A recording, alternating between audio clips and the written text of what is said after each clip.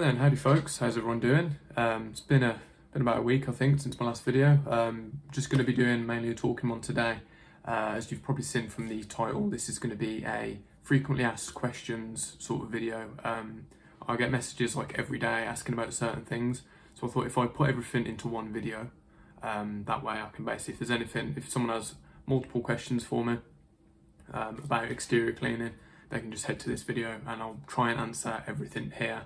I've got a little list on my computer that I've written down of basically everything that I can think of that people have asked. I've went through the comments on the videos and a few people have asked me specific questions for this video.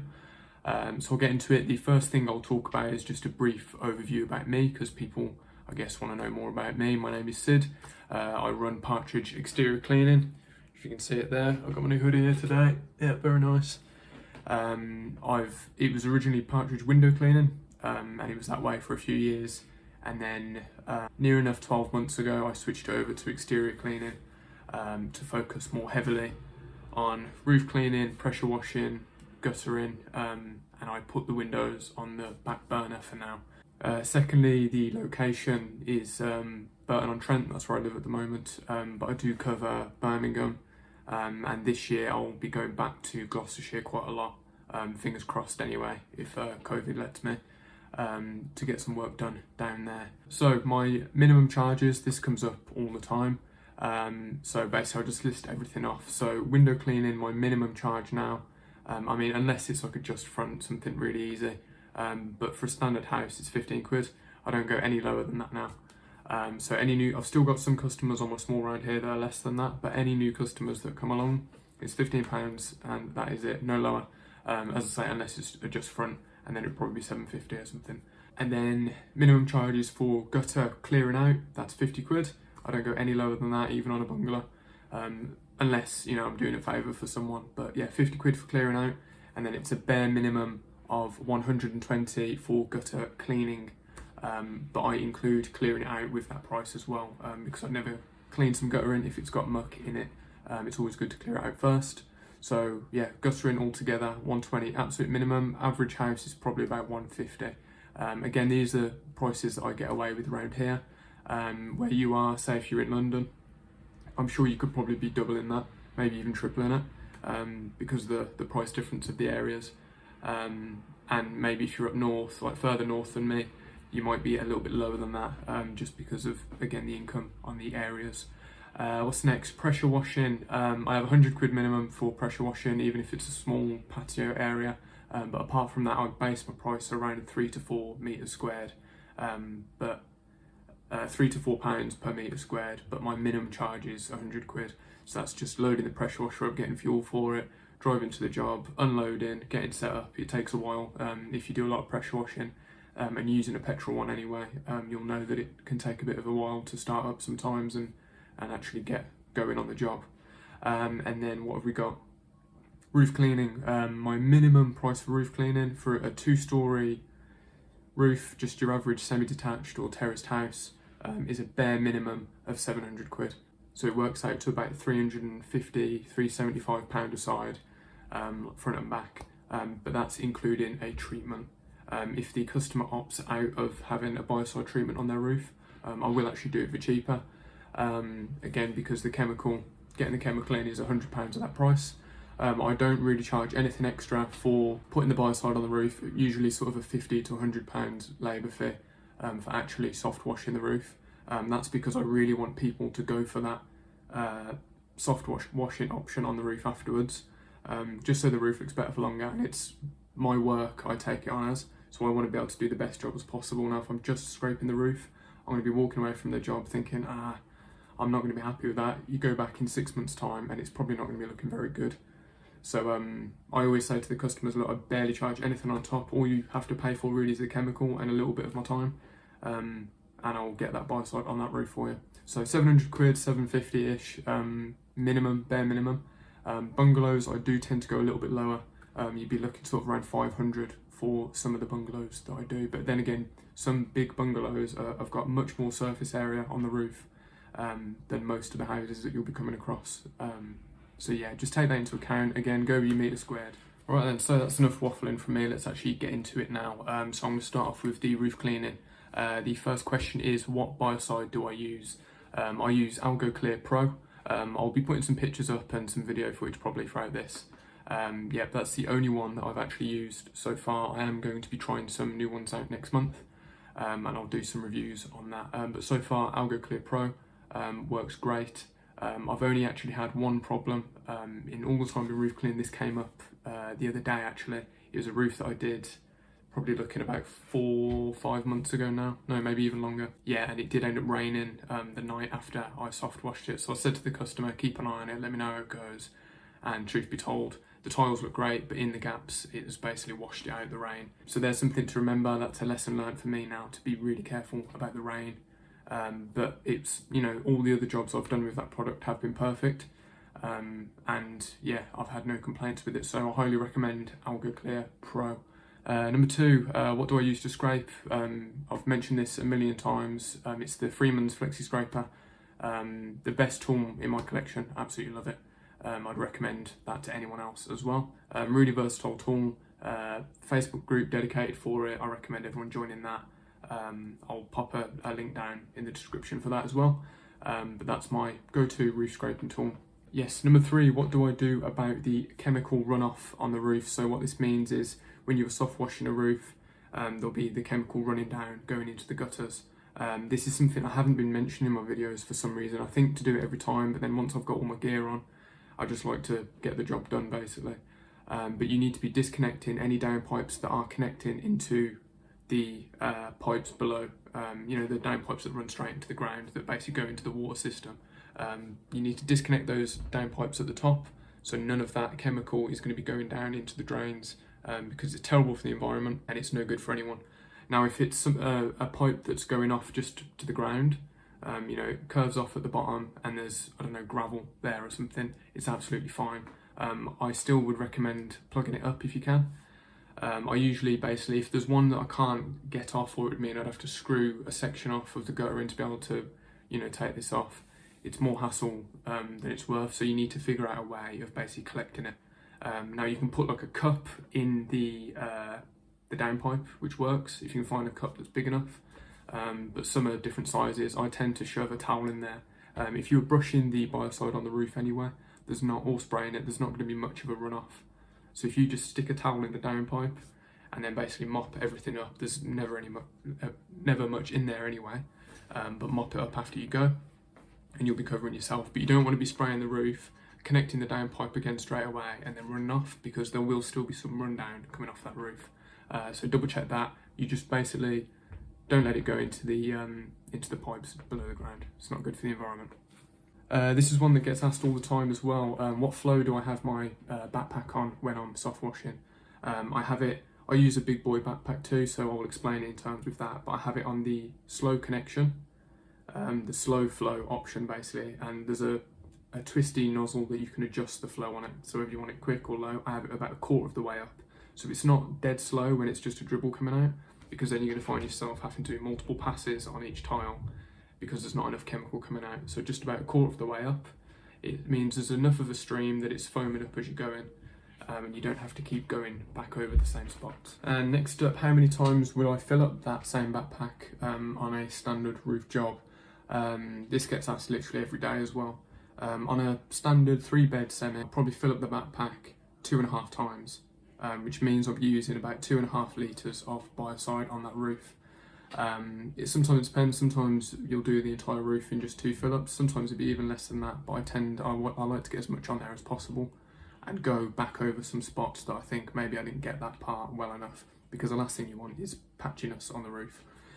So be liberal with it. You know, you don't need to skimp yourself out. You're never going to use a whole 5 litre on a standard 3-bed semi. The coverage rate of it is way more than that. So yeah, if you're using that much, you're probably putting too much on. If you're only using like 1 litre, you're probably not using enough. So yeah, go by the rule of thumb, fill up once per side. Now, what do I do with the moss after I have scraped a roof? Me personally, it's the customer's moss, so I leave it with the customer. Use their garden bins, or if there's anywhere in the garden that they want it disposed of, then that's how I do it. You actually need a waste carrier's license if you're going to be removing that moss from the house. Same goes if you're clearing out guttering as well. So yeah, just keep that in mind about the moss. Now, to be honest with you, I've not run into a single customer in all of the roofs I've done over the years that has minded having the moss there and for them to dispose of, or the fella to take it to the tip or whatever. Not a single time, so you'll probably be all right. I mean, if you want to look more professional and you want to be like the one-stop shop and just get everything done, then get your waste carrier's license and take out. For me, it's just keeping costs down. I'm already there for like 2 days at the property anyway, so time is a big thing, and especially when you've got a lot of work on, doing multiple tip runs a week, especially in today's day and age where there's like an hour queue just to get into a tip at the moment. Yeah, not ideal. So customer deals with it. I've never found a problem with it, so you'll be fine. And finally, with roof cleaning, the last thing that I've spotted that people ask a lot is, how do I actually get so many jobs? How am I always doing roof cleans? Because like me, when you first start, they're really few and far between. In my first year of doing them, I think I did 2 roofs that entire year. I found them really difficult to get. Whenever I said a price, the customers were like, well, no thanks, you know, nowhere.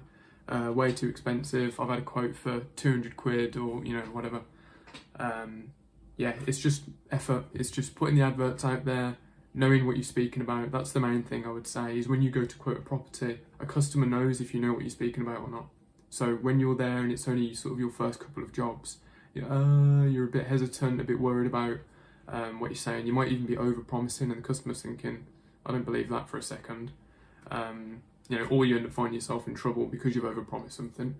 But once you've done a lot of roofs, you sort of know what to say, you know what to do, you know exactly what you're speaking about, you're completely confident, you know everything about the moss that's on the roof, you know exactly what's going to happen when you remove the moss, i.e. the tiles will start to dry out, they'll look better instantly, blah blah blah, but it's a long process. You're explaining the chemicals, it's like an overload of information to the customer, so they just go, yeah, cool, go for it. Yeah, so that's basically it. Just keep advertising, and you know, there's no harm in doing your first few jobs a bit cheaper. I would really advise against going too low, because it does bring down the overall sort of average job of the area. Because if people hear that, oh, so and so had it done for 200 quid, now if you've done a roof for 200 quid, you can guarantee you're never going to do a roof for 200 quid again, because it's such hard work. You think, man, the amount of windows I could have cleaned, the amount of gutterings I could have done, in the time that that's taken me, it is not worth the 200 quid. So I wouldn't recommend starting that low, but just go somewhere, and then even do your first couple for 500 quid. You will get jobs at that price if you quote in enough. And then as soon as you've built up the confidence from doing your first couple, bang, go full price on everything. Yeah, and have a good time. But at the end of the day, it's up to you, it's your business, not mine. So yeah, that's just how I started out. And it's just growing that confidence, and that's how I ended up sort of getting the amount of jobs. I mean, I've already done 3 this year. I've had the time, to be honest, to do 5. But I chose not to. I've taken it, you know, as an early start. I've got 5 or 6 booked in for February alone. It keeps growing every single month. But it's a few successful adverts. It's knowing sort of what to put out there, and a lot of it is customers that have said no last year, that have sort of got in touch nearer to Christmas and really started to notice it again, and thought, you know what, I'm going to go for that price. So just because someone says no now, it doesn't mean that they might not go and have a think about it and get back in touch in 6 months. So just keep the faith. Right then, next up is pressure washing. First of all, the main question is what do I use? I use a Wilks 750i. It's about £400. It's cheap, Chinese, not the best in the world, but it's a good starter machine. I did actually start on a Karcher, which is a bit of a meme, everyone laughs at it, but again, good starter machine. I did my first few driveways and patios with that. Yeah, I saved up a bit of money from those 3 jobs that I did with that, and I went straight into buying that Wilks. Now I've been saving up money that I've done with the Wilks to then buy a Honda engine pressure washer. Within the next sort of probably 4 or 5 months, I'm going to actually take the plunge and buy one, because my one is over a year old now. No, not just nearly a year old, and I'm starting to have a few problems with it. I've just changed the lamps over because that was leaking. I've had to get a new turbo nozzle because that was leaking. I snapped the ripcord on it yesterday, so I've had to fix that. It's like getting to the point now where it's time for a new one. Alright then, next up on the list is, do I pressure wash in the winter, and resanding, etc. How do you go about it? I pressure wash all year round. Granted, jobs are not as frequent in the winter, as they are in the spring and summer. But to be fair, I've still had quite a few, sort of from November onwards. It has been decent. I have had, I've got I think 3 pressure washing jobs booked in, but I actually can't do them at the moment because my bloody pressure washer's playing up. But yeah, I do them all year round. As far as resanding, you've just got to pick a time, whenever's best really. If you do get a section of like 2 dry days back to back, you've got to go for it. Even if it means putting back work that you've already sort of booked in, you just get round, because in the winter you never know when you're going to get 2 dry days together. So yeah, it is possible, it will be fine, just make sure the ground is properly dry. Next up is, do I offer sealing of driveways? Yes, I do. I did my first sealing job last year, which was a success. It looked great. Yeah, it's a bit tricky in the UK, but again, if it's too hot, it's really hard to do. If it's too wet, it's going to look terrible. I'd really advise against doing it. But if you can get the conditions perfect, probably sort of springtime, autumn time, or early in the morning in the summer, or in the evening in the summer, and you're going to have a better time with sealing. But it's a tough job. It's not something that I will probably ever focus on full time. I'm never going to put much effort into it. But if someone says, can you seal my driveway, I'll chuck in a higher price than probably the guys that do it all the time, just because of the faff. And if that was your only job, it's fine, because you could probably have a few jobs waiting to be sealed, and then smash them all out on a good day. But whereas if you do multiple things like I do, it's those good days are needed for other types of jobs as well. So yeah, it's not something I'll ever focus on, but I will do them from time to time. Kit wise, you just use like a roller on an extension pole, like a paint roller, dip it in, roll it on. It's really straightforward, really simple job, but it's just a weather dependent one. This one comes up a lot as well. This is turbo nozzle versus a flat surface cleaner. This shouldn't even be like one or the other thing. You should really have both. The turbo nozzle's best on some jobs, flat surface cleaner's best on the other. So like tarmac, big areas of driveways as well, block paving. To be honest, flat surface cleaner, it rules. It is really good. But if you get some certain driveways with really stubborn stains on it, you might have cement or really stubborn liching if you're not using hypo and stuff, black spots. The flat surface cleaner sometimes won't have enough pressure to be able to shift it. So you might go back over something that you've used a flat surface cleaner on and blast it with a turbo nozzle. And then finally on the pressure washing segment is, do I pressure wash roofs, or can I pressure wash roofs? I don't do it personally. I will do it if requested by the customer, and that's the only time that I would do it. But I would not pressure wash a 2-story roof. I'd only do bungalows or garages, basically first story extensions and things like that. I don't, sorry about the noise by the way, my daughter's on a mad one. But yeah, I don't want to be up there on a roof pressure washing. I don't fancy spending thousands of pounds on the water-fed pole conversion kits to pressure wash a roof from a scaffolding tower either, when I can just scrape it. It's cheaper to scrape it, it's safer on the roof, less headache for me, there's less things I have to think about. Yeah, and I just prefer scraping and soft washing roofs. It's a much more simple option, and it's, you know, just as effective in the long. But it's not, I don't mean to say that I'll never do it, because never say never. In a few years I might think, you know what, I'm going to get a kit together and get going on that. But at the moment I don't need to. Fair play to the people that do it. There's a lot of hysteria about how it's bad for the roof, and it's, you know, it's going to destroy the roof tiles and it's going to make them worse. In some cases, yes, that can happen. If you were going to go straight ahead on a newly built roof and start blasting it with a turbo nozzle, you are going to be stripping the coating off that tile, which will make it, which ages it and makes it worse in the long run. The tile's going to become porous and things are going to grow back quicker out of it. But on an old roof anyway, that's already lost all of its coating, you're pressure washing literally just the moss off. The coating's already gone off the roof anyway, so whether you scraped it or pressure washed it, it doesn't make too much of a difference. But then the only thing you need to be careful of in an older roof is leaks, holes in the tiles, and water getting in. But that's not something that I really fancy dealing with, to be honest. I would rather just scrape and soft wash a roof. Now then, section number 4 would be guttering. So the first one is, what tools do I use? These, I use my bare hands and a pair of ladders and a few little attachments on my ladders to make things safe, and a bucket. That's it, that's all I ever use. I don't own a gutter vac. I don't plan on owning one anytime soon really. I will get one eventually, probably when I'm working with employees and I'm hiring. So not this year, but next year, that's when I'll start investing in that, because I don't really want anyone working for me climbing up ladders and risking their safety. Now me, I'm fine on a pair of ladders, and I still to this day have not come into a guttering job I have not been able to do. It's rare that I even ever get offered a 3-story guttering job anywhere, but the ones that I have, I've actually been able to get it from ladders. Wouldn't recommend it, it's quite scary, but yeah, it's no problem. So yeah, that's all I use, is just my 2 hands. Now safety wise, get a vac, it's going to be better for your safety. Efficiency wise, I'm not sold, because by the time a vac has been got out, set up, plugged in, arranged with the customer for them to be in if you're not using a generator, etc, etc, taking up the space in the van or the car, whatever you're using, my ladders are already off, I'm up there, I've cleared it out and I'm back in. So just for time and efficiency wise, I'm not sold on it. It's not to say that they're not great machines. If I had a big lot of, I don't know, 1,000 meters of guttering to do, I'd be thinking, damn, I wish I had a vac. But for now, I'm fine with my hands, I'm fine with the bucket. Yeah, I'm happy doing it that way.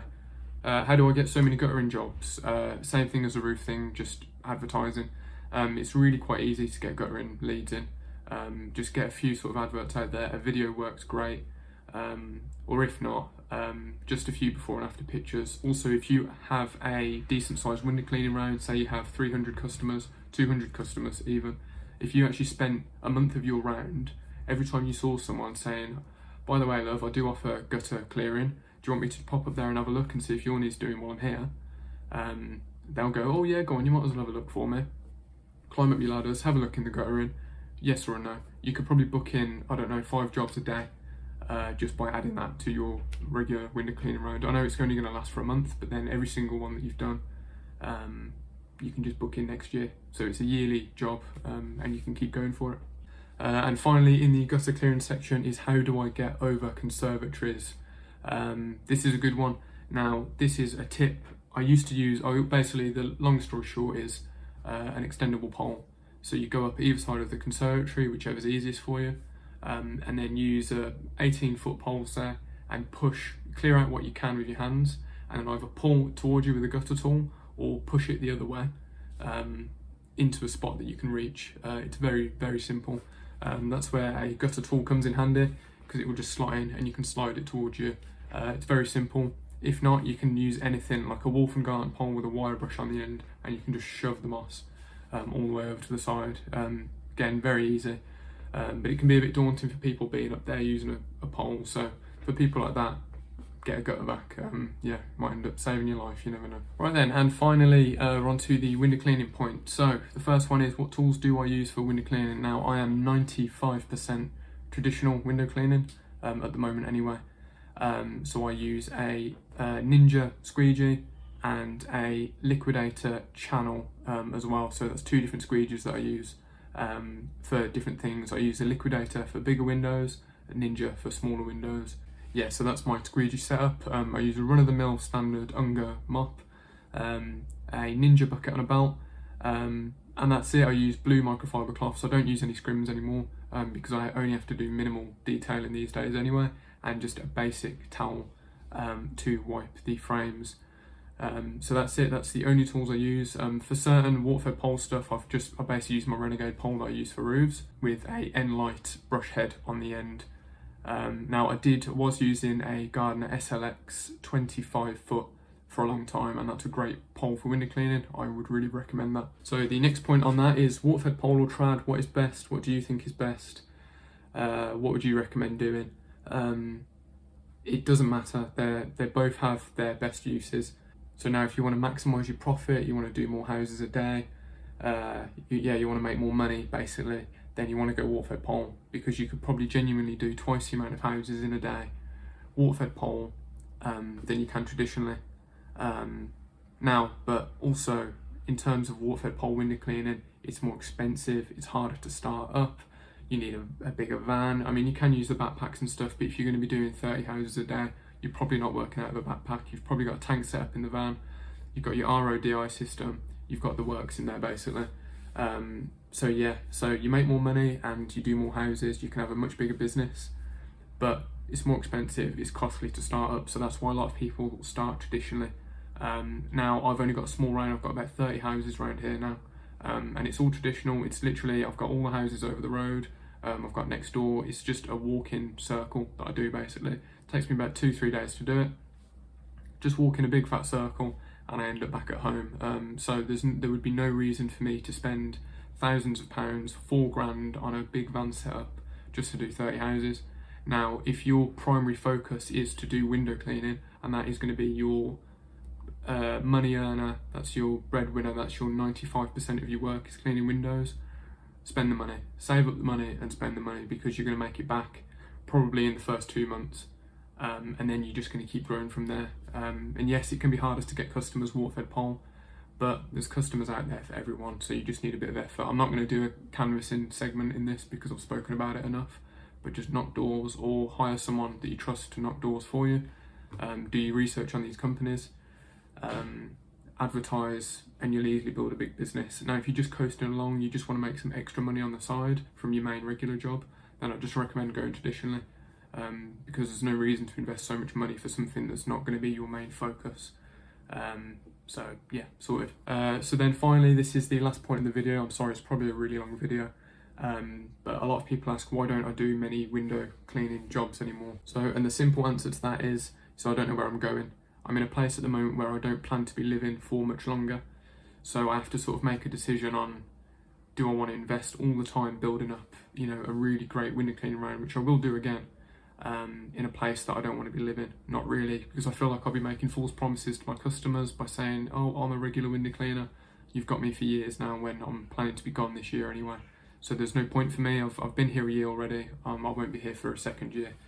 So yeah, I will be building a bigger round once I move to my forever home and settle down in an area that I actually want to live for the foreseeable future.